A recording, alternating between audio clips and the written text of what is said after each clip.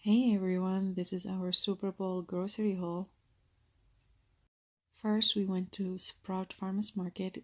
They have 72-hour sale. Got some oranges, corn flour, and some banana, and some garlic. They have their garlic too for $1. Also, they have a pint of cherry tomato for 98 cents each. And also, I get two bunches of leeks. Two leeks and two bunches of parsley and one bunch of cilantro. We get some tomato, they were 98 cents per pound. Also got two plates of chicken on markdown. This is chicken drumstick, and I got a whole chicken. They cut it to two pieces, to two halves, and some chicken drumstick.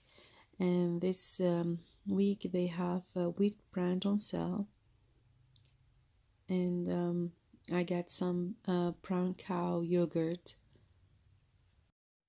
We get cucumbers, and also we get a bunch of beets, and this is on their 72-hour sale. It was 98 cents each.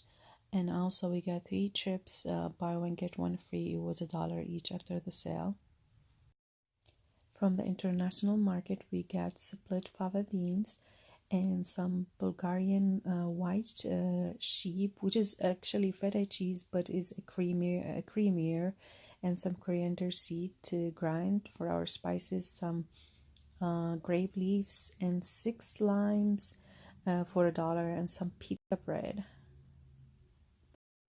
From Aldi's, we got two celery, which was 98 cents, I think, each, and some lime also, and it was I think 159, $1.59, and some cauliflower, which is 1.99. I think it $2 each,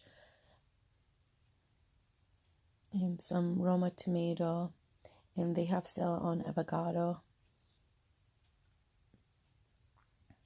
I think it was 33 cents each. So my husband got a bunch of them. We're gonna make salsa for the Super Bowl.